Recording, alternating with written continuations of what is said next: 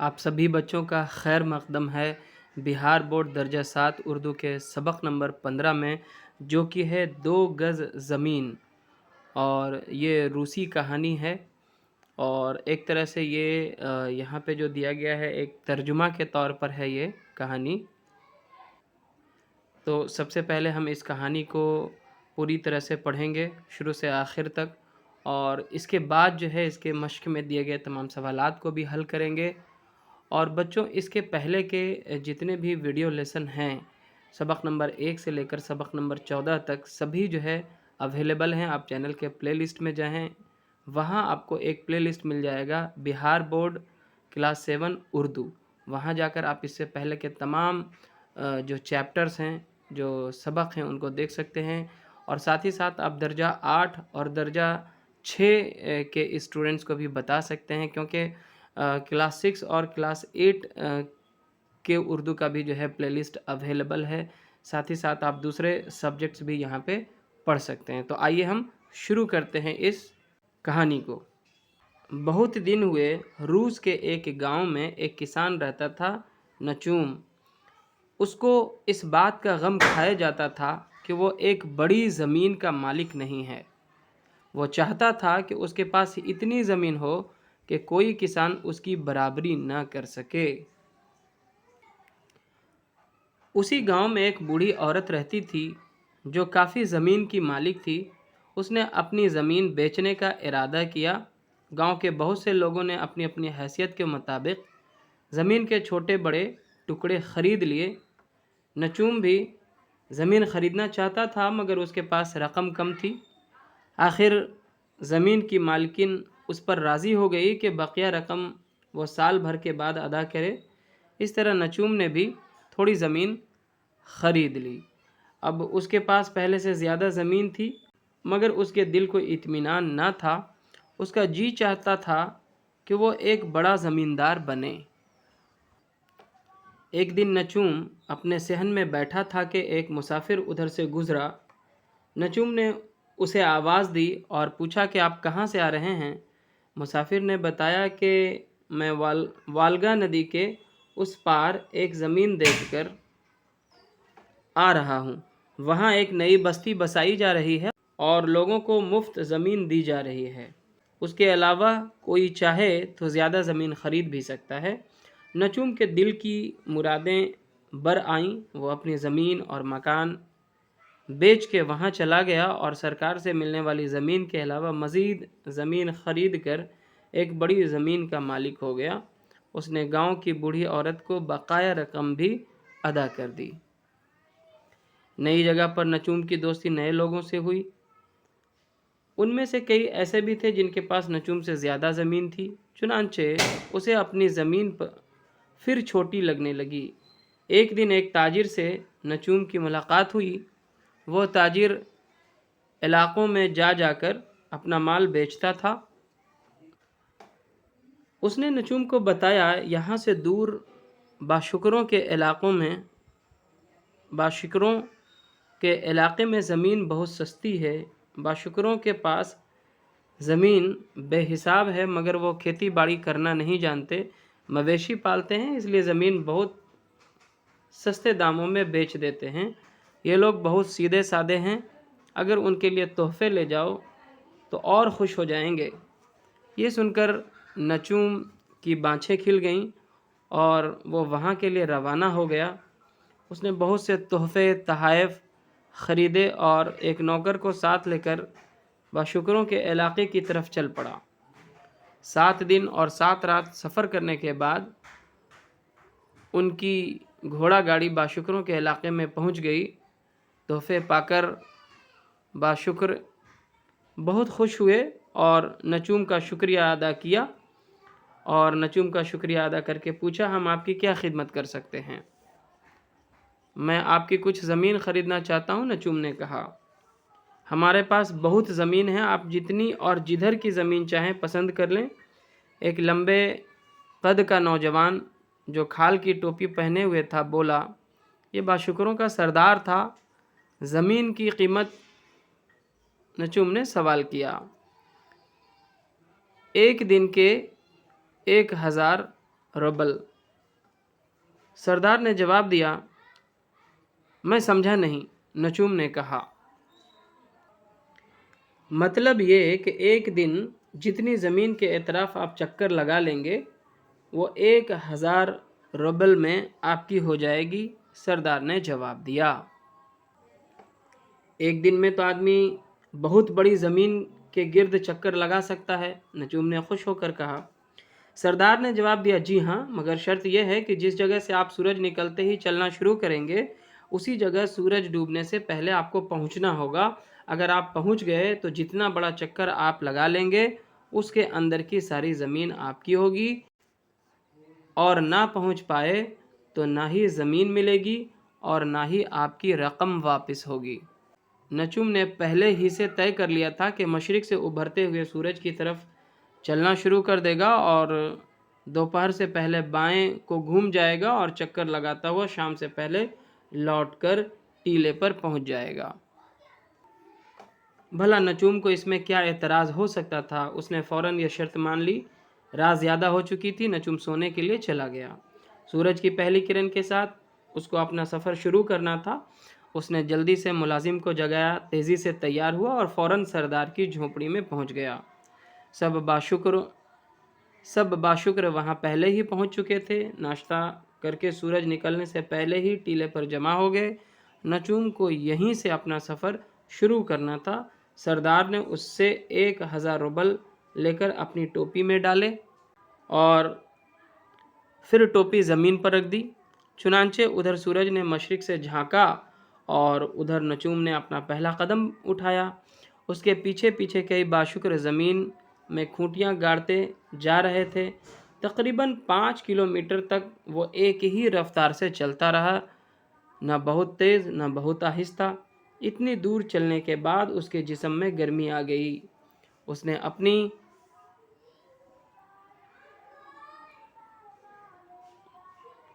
अपनी वास्केट के बटन खोल दिए और ज़रा तेज़ चलने लगा। कोई 5 मील और चलने के बाद उसे थकन महसूस होने लगी। सूरज भी अब काफ़ी ऊपर आ गया था और उसकी किरणें आंखों में चुभने लगी थीं। नचूम ने सोचा, कोई 5 मील सीधा चलने के बाद वह बाएं तरफ मुड़ जाएगा और सूरज के ऊपर आते ही वापसी का सफ़र शुरू कर देगा। मगर जितना आगे बढ़ता जाता था उतनी ही हरियाली और ऊंची घास उसे नज़र आती थी। इसका मतलब ये था कि आगे की ज़मीन ज़्यादा ज़रख़ेज़ है। वो लालच में आकर बढ़ता गया और बाएं तरफ मुड़ना ही भूल गया।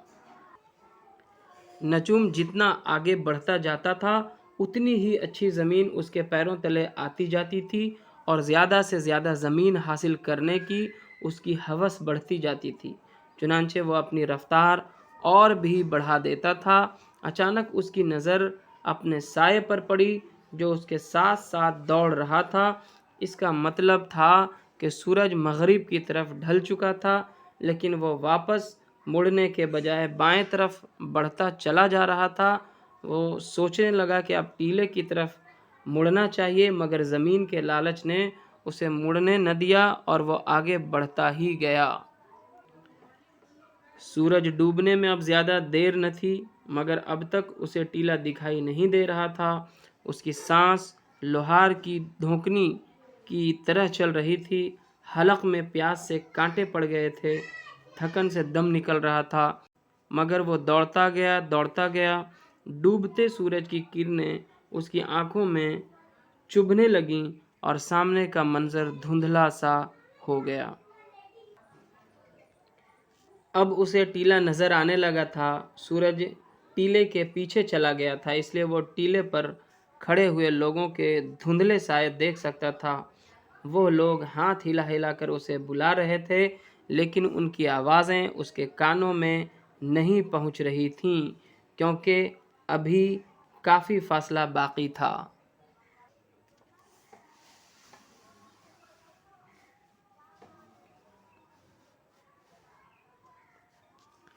नचूम ने अपनी रफ्तार और भी तेज़ कर दी। जैसे जैसे टीला नज़दीक आता गया उसकी जद्दोजहद तेज़ होती गई।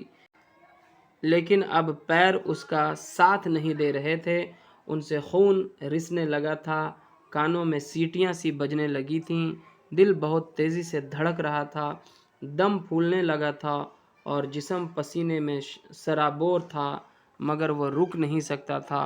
اسے ایک بہت بڑی زمین کا مالک جو بننا تھا، کسی نہ کسی طرح وہ ٹیلے کے قریب پہنچ گیا۔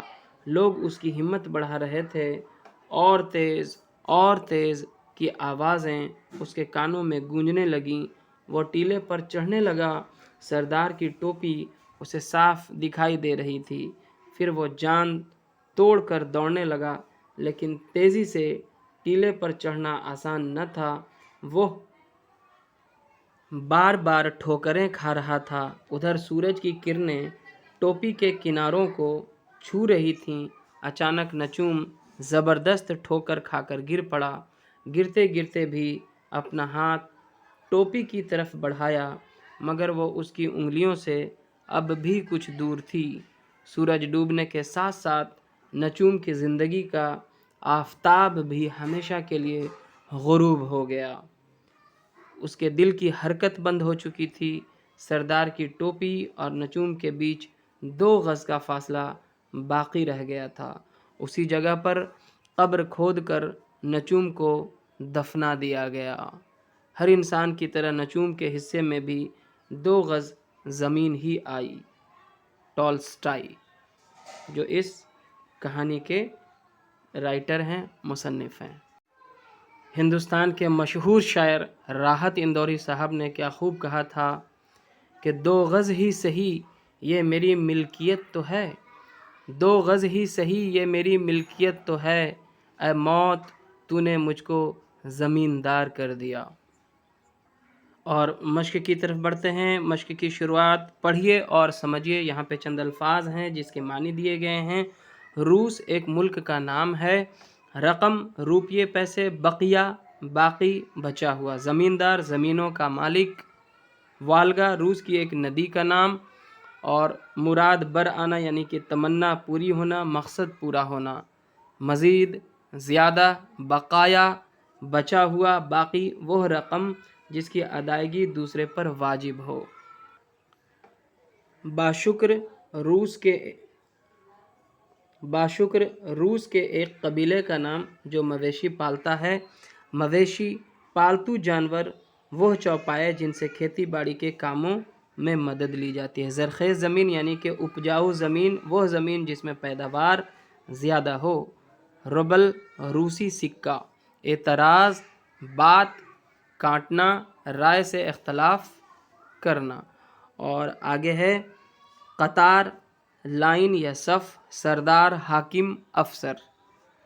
ٹیلا، پہاڑی یا مٹی کا تودہ۔ واسکٹ، بغیر آستین کی جیکٹ، بوجھل، بھاری۔ ہوس، ہرس یا زیادہ لالچ۔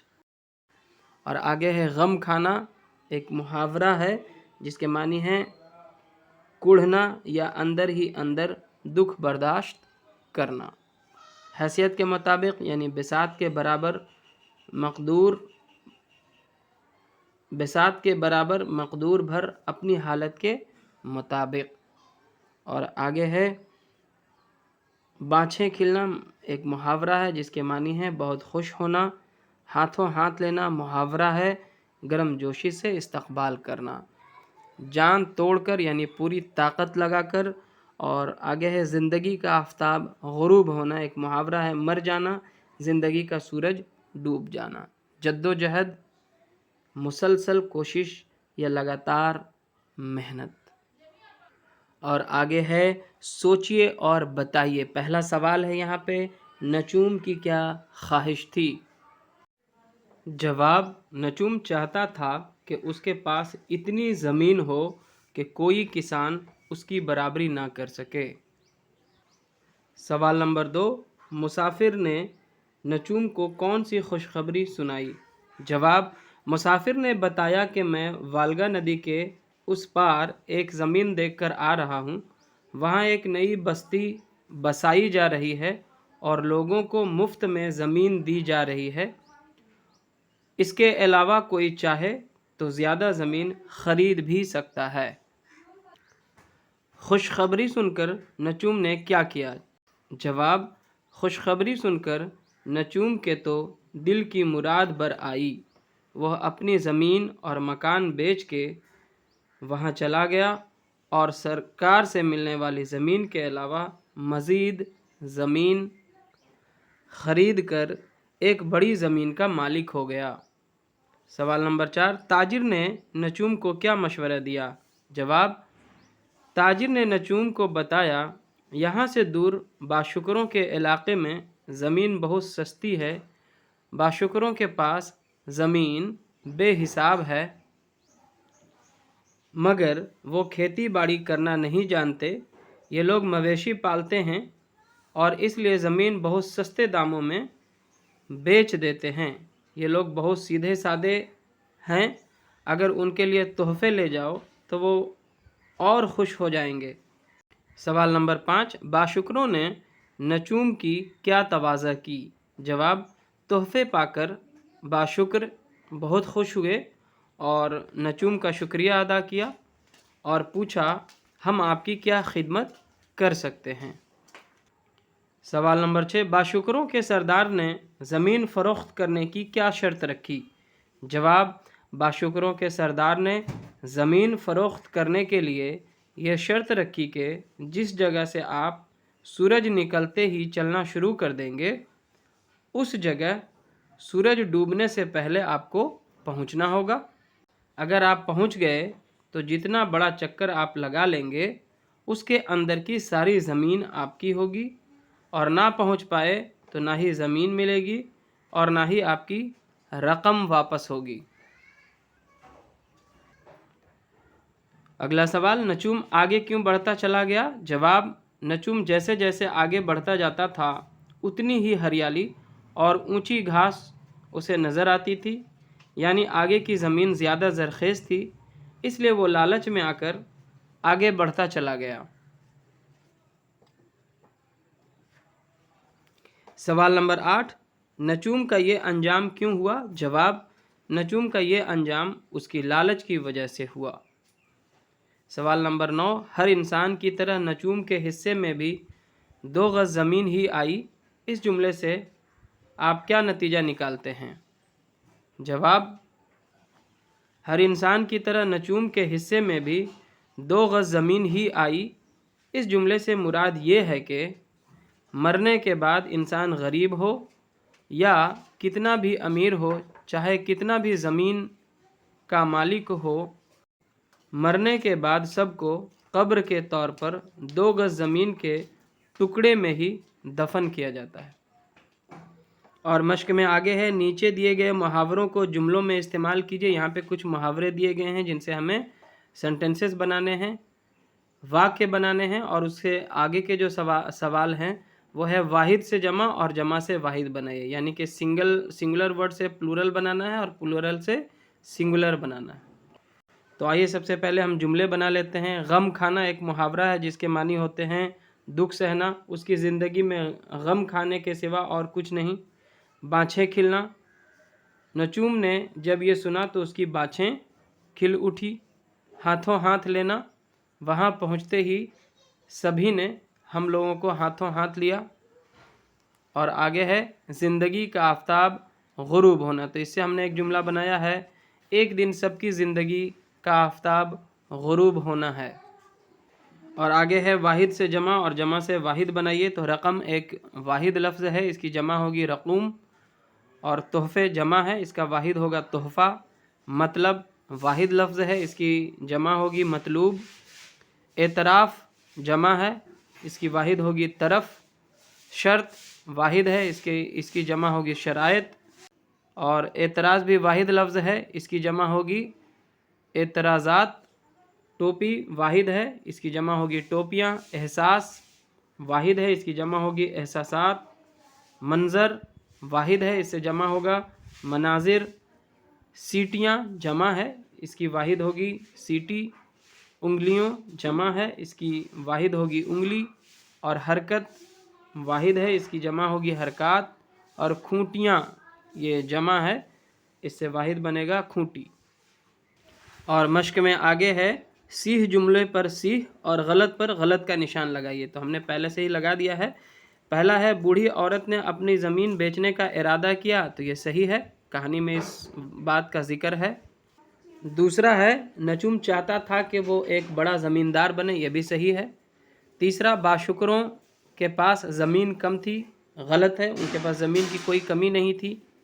چوتھا ہے ہر جھونپڑی کے پیچھے موٹر گاڑیاں بندھی ہوتی تھیں، کہانی میں ایسا کوئی ذکر ہے نہیں، غلط کر دیجئے۔